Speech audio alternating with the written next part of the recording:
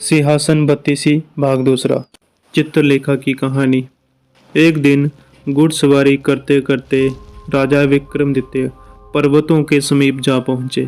उन्होंने देखा वहां पर्वतों पर एक साधु तपस्या में लीन है। घोड़ा वहीं छोड़कर वह साधु के समीप पहुंचे और उन्हें प्रणाम करके लौटने लगे। उनके शिष्टाचार से प्रसन्न होकर साधु ने उन्हें दिव्य फल दिया और कहा, इसे अपनी रानी को खिला देना, निश्चय ही इससे पुत्र प्राप्ति होगी। साधु से फल लेकर राजा पुनः अपने राज्य पहुँचे। राजा ने वह फल अपनी पत्नी को दे दिया और उसके गुणों को भी बताया। रानी ने वह फल नगर के कोतवाल को दे दिया। उस कोतवाल से रानी का विशेष लगाव था। नगर कोतवाल के द्वारा वह फल एक वेश्या तक जा पहुंचा। वेश्या ने सोचा कि अगर मैं अमर हो जाऊंगी तो भी पाप कर्म करती रहूंगी, अच्छा होगा यह फल राजा को दे दूं, वह जिएंगे तो लाखों का भला करेंगे। यह सोचकर उसने दरबार में जाकर वह फल राजा को दे दिया। जब राजा ने वेश्या से फल के बारे में पूछा तो उसने कोतवाल का नाम लिया। राजा के सामने सारा भेद खुल गया। फिर भी अपने मन को समझाने के लिए राजा ने रानी से फल के बारे में पूछा तो रानी ने कहा उसने वह फल खा लिया। राजा द्वारा फल दिखाए जाने पर रानी के पैरों तले जमीन खिसक गई।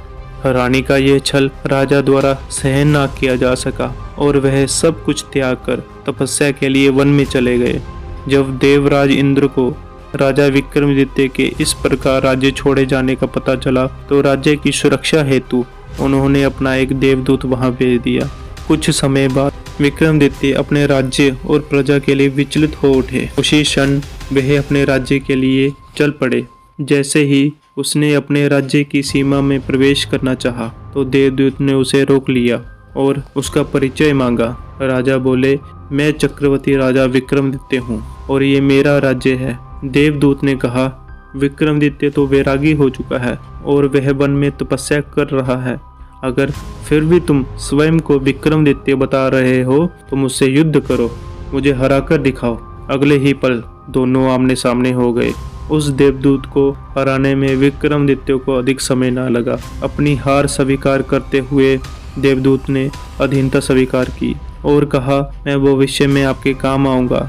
और राज्य में पहुंचकर राजा को पता चला कि उसकी रानी ने अपने कुकृत्यों का प्रायश्चित करते हुए विष पीकर अपने प्राण त्याग दिए। इतना कहकर पुतली बोली, राजन, क्या आप में इतना पराक्रम है कि इंद्र के देवदूत को हराकर अपना गुलाम बना सको? अगर इतना पराक्रम नहीं है तो इस सिंहासन से दूर रहें। यहीं पर सिंहासन बत्तीसी भाग दूसरा खत्म होता है।